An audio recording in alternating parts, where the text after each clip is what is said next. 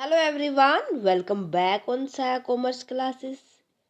So 11th class मैं आपके लिए लेके आई हूँ अकाउंटेंसी की एक और नई वीडियो। अकाउंटेंसी में हमने स्टार्ट किया था चैप्टर नंबर 7 को depreciation provision and reserves. So previous class में हम डिस्कस कर रहे थे method of providing depreciation. So straight line method हमने अपनी प्रीवियस वीडियो में समझा था कि स्ट्रेट लाइन मेथड में हमने एक बार डेप्रिशिएशन की वैल्यू निकाल ली। जैसे मैंने निकाल दी कि भाई 1 लाख के ऊपर उसकी डेप्रिशिएशन वैल्यू 10,000 थी। सो हर साल जो depreciation value straight line method के अंदर वो 10,000 ही माइनस होगी। और किस में से माइनस होगी? उसकी बुक वैल्यू में से। जितने का हमने खरीदा था, मीन्स हमने खरीदा था वो 1 लाख रुपए का। सो हम क्या करेंगे, हर साल उसमें से 10,000 घटाते जाएंगे। एक बार हमने क्या कर दिया, 10,000 घटा दिया तो 90 में से फिर 10,000 घटा देंगे हम 80। फिर इस तरीके से हम माइनस करते जाएंगे। तो वो था हमारा स्ट्रेट लाइन डेप्रिशिएशन मेथड। आज की क्लास में हम स्टार्ट करेंगे सेकंड मेथड आता है हमारा डिमिनिशिंग बैलेंस मेथड। कि डिमिनिशिंग का मतलब क्या होता है? घटता हुआ, कम होता हुआ, उसी को तो हम डिमिनिशिंग बोलते हैं। कि यहाँ पर जो डेप्रिशिएशन होता है वो कम होता जाता है। किस तरीके से कम होता है? कि हमने एक बार 1 लाख के ऊपर 10,000, फिर उसका 90,000 उसकी वैल्यू बच गई। 90,000 के ऊपर फिर हम 10% लगाएंगे, ना कि 1 लाख का वो 10,000 घटाएंगे, बल्कि यहाँ पर हम बार बार जितनी वैल्यू बची है उसके ऊपर दोबारा से लगाना पड़ेगा। देखो कैसे समझते हैं इसको अच्छे से। फटाफट से रफ नोटबुक लेके आ जाइए।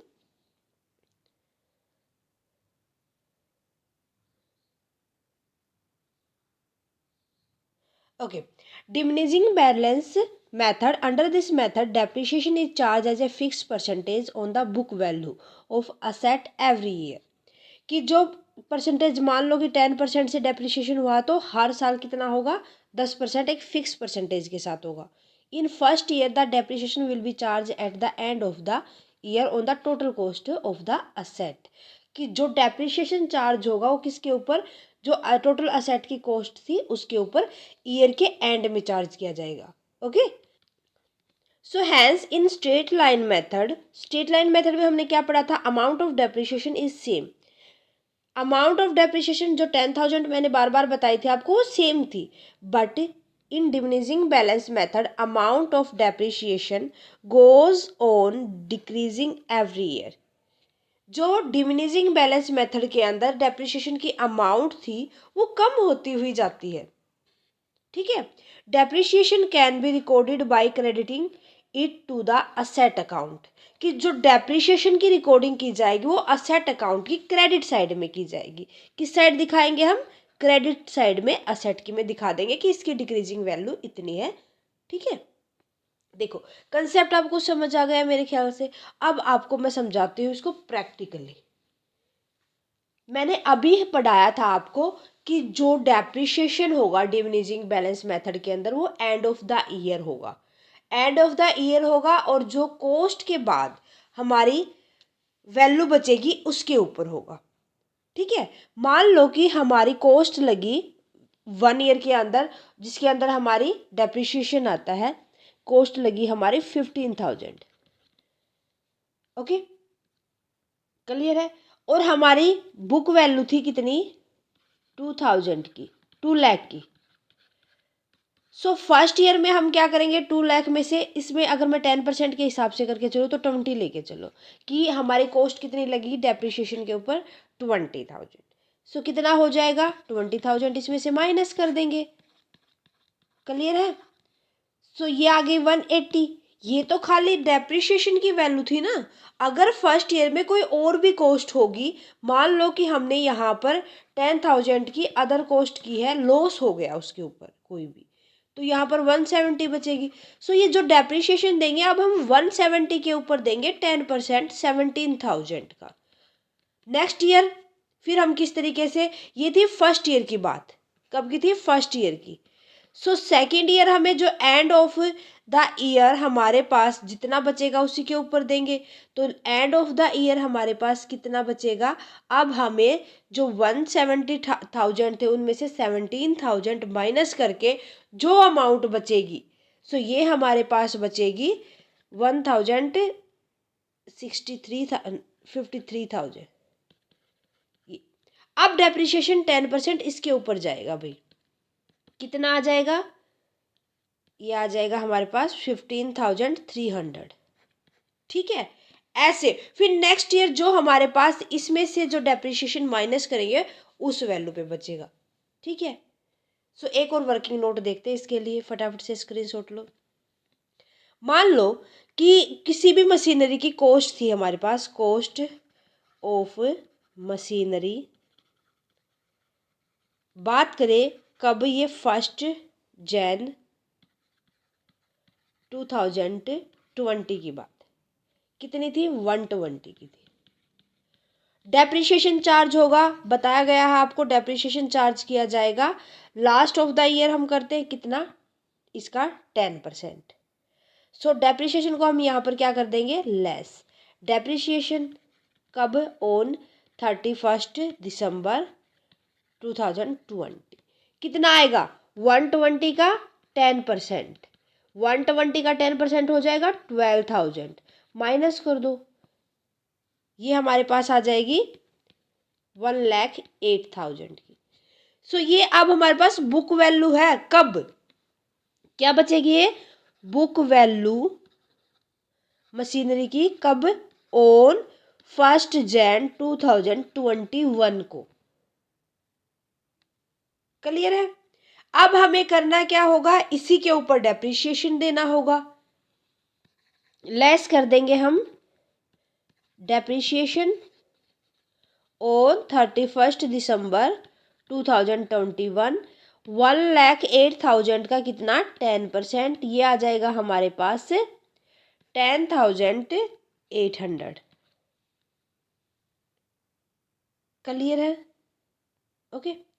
सो अब हमारे पास बुक वैल्यू, माइनस करो इसको, 0 0, 10 में से 2 गए, 8 गए 2, 9, 9 में से 0 गई 0, 9 में से 0 गई 9, नहीं 7 था भाई, ये 8 था ना, 8 की कैरी ली थी, सॉरी 7, 10 में से 1 गया 9, 97,200 आ गया हमारे पास। Got it. सो ये बुक वैल्यू आई कब के लिए, बुक वैल्यू ऑन, इस तरीके से हर ईयर का आपको करके चलना है जब तक ये नील ना बचे। सो बुक वैल्यू हमारे पास कितनी आ जाएगी यहाँ पर, 1 जनवरी 2022 को। ये आपसे ये कहेगा कि इतने ईयर के लिए डेप्रिसिएशन भी लगाना आपको, अगर ईयर ना गिवन आपके पास तो अपने हिसाब से जब तक वो नील ना हो जाए तब तक करते जाओ। डेप्रिसिएशन लगाएंगे अब हम 31 दिसंबर 2022 को। अब 97,200 पे लगेगा 10%, तो ये हो जाएगा हमारे पास 9,720, माइनस करो 8, यहाँ पर 11, 11 में से 7 गए हमारे पास बचे 4, 16 में से 9 गए, 16 में से 9 गए बचे 7, और ये 8, 87,480। तो ये बुक वैल्यू बची हमारे पास कब के लिए, बुक वैल्यू ऑन 1 जनवरी 2023 के लिए। डेप्रिसिएशन लेस कर देंगे यहाँ पर हम, डेप्रिसिएशन कब के लिए, ऑन 31 दिसंबर 2023। अब डेप्रिसिएशन 87,480 पे लगेगा, कितना, 10%, तो ये आ जाएगा हमारे पास 8,748, माइनस करो, माइनस करेंगे तो ये हमारे पास आ गया, 10 में से 8 गए 2, 7 में से 4 गए 3, 14 बचा, 14 में से 7 गए 7, 16 में से 8 गए 8, 7, 78,732। ठीक है, ये हमारे पास क्या आ जाएगा, depreciation, oh sorry book value on, value on 1 January 2023। Got it. तो इसके बाद हमें ये पता है कि ये मशीनरी की वैल्यू है आफ्टर 4 ईयर।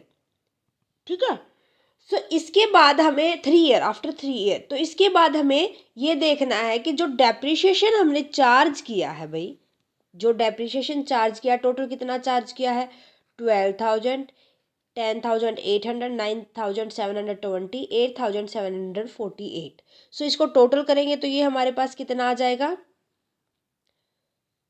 टोटल करो इसको 41,000। सो हम क्या करेंगे, सबसे पहले तो हमारे पास बुक वैल्यू कितनी थी स्टार्टिंग में, देखो 120 की।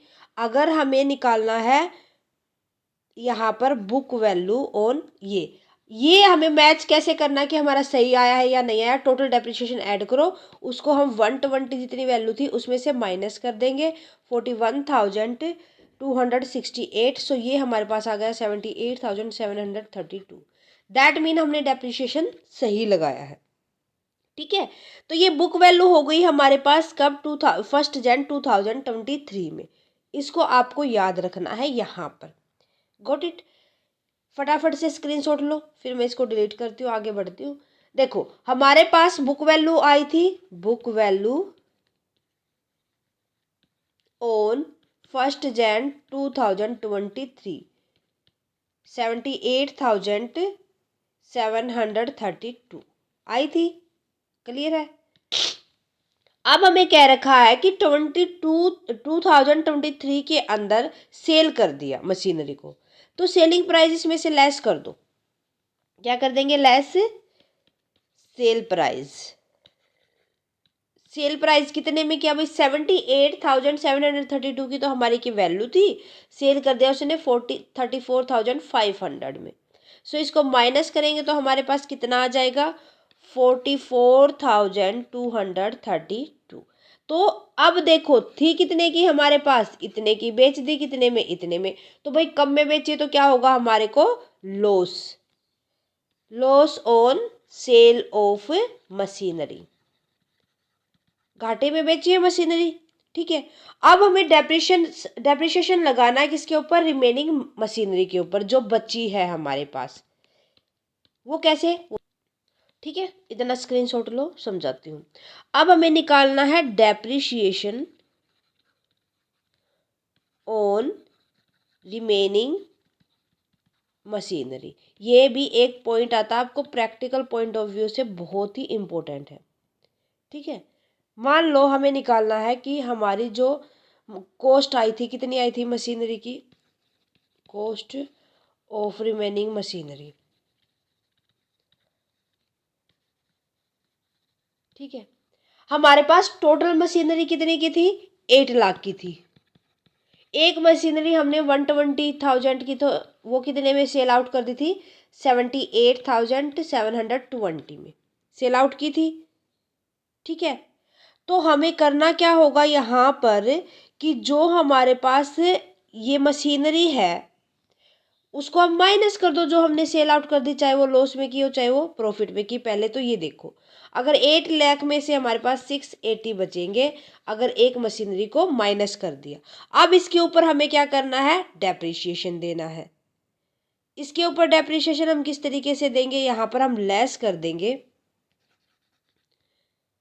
जितना भी एक्यूमुलेटेड डेप्रिसिएशन होगा, एक्यूमुलेटेड डेप्रिसिएशन जितना हमने दिया है उसको हम यहाँ पर माइनस करेंगे। कितना होगा एक्यूमुलेटेड डेप्रिसिएशन वो देख। सो वो हमारे को गिवन है कि कितना है एक्यूमुलेटेड डेप्रिसिएशन, 2,76,372। तो इसको माइनस कर दो ना, जो रिमेनिंग मशीनरी का कॉस्ट वो ऐसे तो हम निकाल देंगे। तो हमारे पास माइनस करेंगे तो कितना आ जाएगा 4,03,628, इतने रुपीज आ गया। तो हमें डेप्रिसिएशन कैसे देना पड़ेगा, इस अमाउंट के ऊपर देना पड़ेगा, रिमेनिंग अमाउंट के ऊपर। सो डेप्रिसिएशन आ जाएगा हमारे पास कितना, 4,03,628 का 10%, जो कि हमारे पास कितना आएगा 40,628। क्लियर है, कितना डेप्रिसिएशन देंगे हम, ये वाला कैलकुलेट कर लेंगे इसको अच्छे से। ओके, सो ये इतना जो हमने निकाला है ये इस हिसाब से नहीं आएगा। इसको देखो, रुको, मेरे पास ये था, इसको हम 10% निकालना था, एक जीरो से एक जीरो, तो एक जीरो बची, तो ये आ जाएगा 40,362.8। तो ये मैंने यहाँ पर गलत कैलकुलेट कर दिया, तो ये आएगा 40,368। ज़्यादा है 5 से, तो 3 लिख दो यहाँ पर। इतने रुपीज़ हमें डेप्रिशिएशन देना होगा। क्लियर है?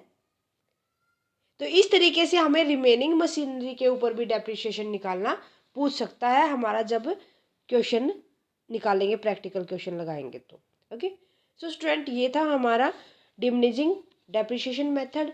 होप आपको अच्छे समझ आ गया होगा। आज के लिए बस इतना ही स्टूडेंट, मिलते हैं नेक्स्ट क्लास में। नेक्स्ट क्लास के अंदर हम प्रोविजंस को डिस्कस करेंगे। आने वाली क्लास को मिस ना करें।